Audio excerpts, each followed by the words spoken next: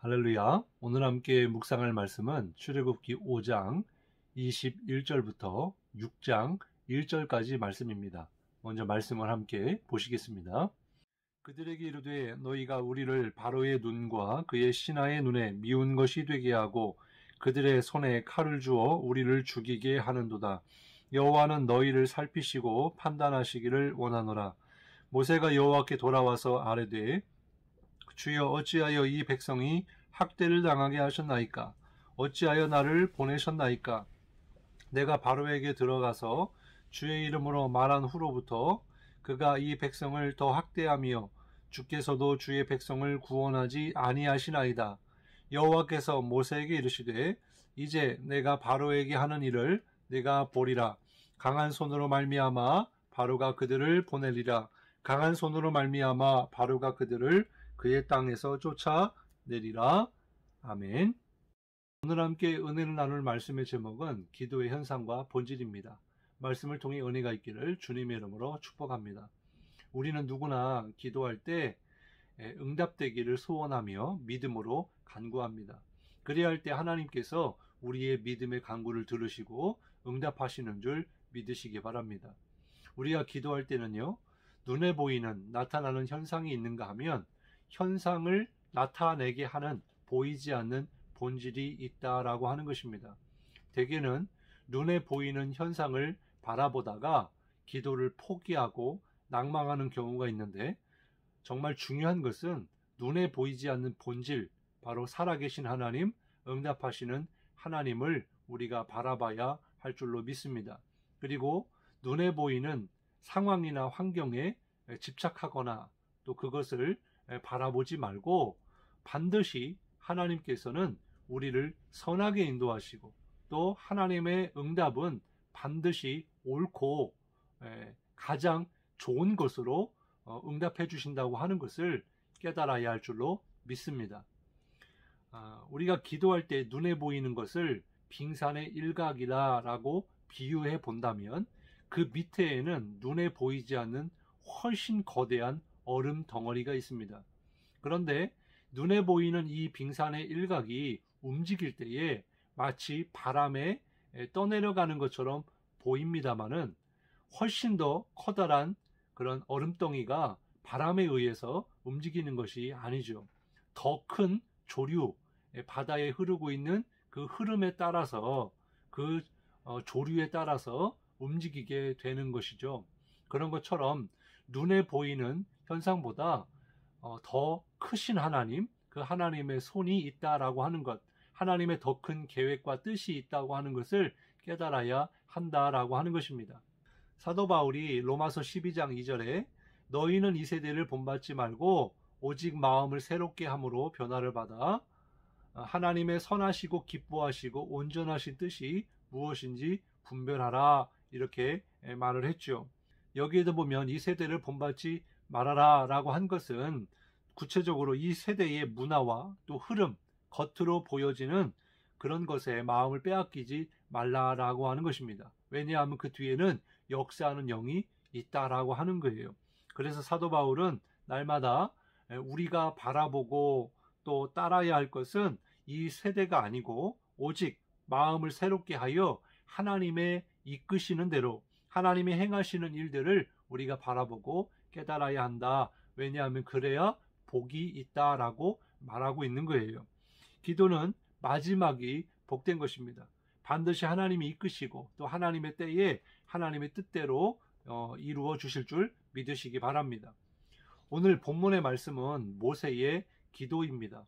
모세가 하나님의 말씀대로 순종하고 또 믿음으로 행하였는데 문제가 발생하게 된 것입니다. 더 힘들어지고 어려워진 거예요. 그런데 모세는 끝까지 하나님을 의지하고 또 하나님 말씀에 순종함으로 인하여 겉으로 드러나는 그러한 시험을 넉넉히 이기게 된 것입니다. 오늘 말씀을 통해서 눈에 보이는 그러한 현상, 그것을 넉넉히 이기는 끝까지 기도로 승리하는 저와 여러분이 되기를 주님의 이름으로 축복합니다. 모세가 바로의 공주의 아들로 40년을 이렇게 왕궁에서 생활하다가 어느 날 자기 동족인 히브리인을 괴롭히는 애굽인을 보고 그를 죽여서 모래에 숨겼죠. 그런데 그것이 발각이 되는 바람에 도망자 신세가 되고 말았습니다. 그리고 미디안 광야에서 40년의 시간을 보내면서 그의 나이가 80이 된 거예요. 이제 노년의 나이가 된 것입니다. 나이로만 보면 이제 더 이상 새로운 또 어떤 희망이나 그런 꿈이 없고 소망이 없는 그런 나이였다라고 하는 거죠. 그런데 그때에 하나님께서 그를 부르시죠. 출애굽기 3장 9절에 보면 이제 가라 이스라엘 자손의 부르짖음이 내게 달하고 애굽 사람이 그들을 괴롭히는 학대도 내가 보았으니 이제 내가 너를 바로에게 보내어 너에게 내 백성 이스라엘 자손을 애굽에서 인도하여 내게 하리라 이렇게 말씀하고 있습니다. 여기 보면 모세가 80세임에도 불구하고 자신의 생각과는 달리 우리의 생각과는 달리 하나님의 생각에는 그때가 바로 하나님께 쓰임받을 때였다라고 하는 거예요. 그래서 이제 때가 되었다. 그리고 사도행전도 보면 때가 참에 이렇게 말씀하고 있는 것이죠. 때가 되어서 애굽에 돌아가 이제 하나님의 뜻대로 이스라엘 백성들을 구원해 내라 라고 한 것입니다. 처음에는 모세가 여러 가지 이유를 대면서 5번에 걸쳐서 거절을 했죠. 그런데 손에 지팡이로 뱀이 되게 하고 또 손을 품에 넣었다가 빼니까 나병에 걸리게 하고 또 나일강 물을 땅에 부으니까 피가 되게 하고 뿐만 아니라 바로에게 가서 이렇게 말하라 저렇게 말하라 라고 하는 것도 가르쳐 주시고 또 자기가 입이 뻣뻣하여 말을 잘 못한다고 하니까 3살 많은 아론 형을 붙여주기까지 그렇게 해서 안심을 시켜 주셨습니다. 그래서 모세가 바로에게 가게 된 거죠. 모세가 생각할 때는 이제 모든 것이 다 준비가 되었기 때문에 그리고 하나님께서 내 뒤에 계시기 때문에 아무 염려하지 않고 바로에게 갔을 것입니다. 그런데 이게 웬일입니까? 바로가 안 보내주는 거예요. 오히려 이스라엘 백성들이 다른 생각을 하지 못하도록 더 강제 노역을 가중히 시키는 것입니다. 그러니 백성들이 원망할 수밖에 없었던 거죠. 본문 5장 21절에 보면 그들에게 이르되 너희가 우리를 바로의 눈과 그의 신하의 눈에 미운 것이 되게 하고 그들의 손에 칼을 주어 우리를 죽이게 하는도다. 여호와는 너희를 살피시고 판단하시기를 원하노라. 이렇게 말씀해요. 모세는 하나님의 말씀대로 행한 것밖에 없는데 결과는 이스라엘 백성들의 비난과 원망을 사는 그런 결과를 낳았다라고 하는 것입니다.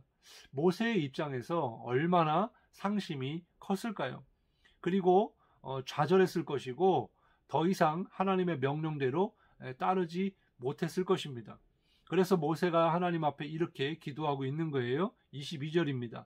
모세가 여호와께 돌아와서 아뢰되 주여 어찌하여 이 백성이 학대를 당하게 하셨나이까? 어찌하여 나를 보내셨나이까? 내가 바로에게 들어가서 주의 이름으로 말한 후로부터 그가 이 백성을 더 학대하며 주께서도 주의 백성을 구원하지 아니하시나이다. 이렇게 기도하고 있는 것입니다. 아마도 우리의 기도 가운데 이러한 경우들이 종종 있으리라 생각을 합니다. 하나님께 기도했는데 문제가 해결되기는커녕 정말 문제에 문제가 더 생기게 되고 또 내 힘으로 해결할 수 없는 또 다른 문제가 발생하게 되는 더 상황은 악화돼 가고 또 주변에 있는 사람들로 하여금 원망과 또 비판을 받게 되는 일이 풀려야 되는데 더 엉키게 되는 그래서 낙심할 때가 있을 것입니다. 말씀대로 따랐더니 더 큰 문제가 발생했다라는 거죠. 왜 그럴까요? 정리를 하면 그렇습니다. 오늘 모세가 하나님의 말씀에 순종해서 바로에게 가서 이 백성을 이제 저 광야로 보내달라고 한 것 때문에 눈앞에 보인 현상은 큰 고통이었지만 결론적으로 보면 오히려 이스라엘 백성들이 잘된 그런 결과를 낳았다라고 하는 거죠. 그렇습니다. 모세가 하나님의 말씀에 순종한 것 때문에 고통이 깊어지고 또 고난이 깊어진 것은 사실이지만 결론은 출애굽이 되었다라고 하는 거예요. 출애굽이 있기까지 또 가나안에 들어가기까지도 마찬가지입니다. 수많은 문제들이 있었고 또 이스라엘 백성들을 원망하게 만드는 그런 상황이 있었죠. 그런데 그것은 잠깐의 현상에 불과하고 결국에는 하나님의 말씀대로 된 줄 믿으시기 바랍니다. 그래서 잠깐의 현상 때문에 기도를 포기하거나 낭망하지 말아야 한다라고 하는 거예요. 요한복음 11장에 보면 주님과 그렇게 가까웠던 나사로, 마르다와 마리아 이야기가 나옵니다. 우리가 잘 아는 것처럼 나사로가 죽은 지 나흘이 되었을 때에 예수님이 그를 찾아가시죠. 분명히 나사로가 죽기 전에 예수님께 가서 지금 이 나사로가 죽게 되었으니 오셔서 고쳐주십시오 라고 했을 것입니다.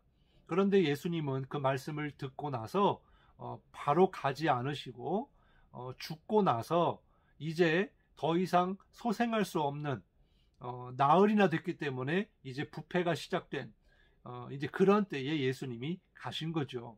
그랬더니 마르다가 뭐라고 이야기를 했습니까? 조금만 일찍 오셨더라면 내 오라버니가 죽지 않았을 것입니다. 원망의 마음이 들었던 것이죠.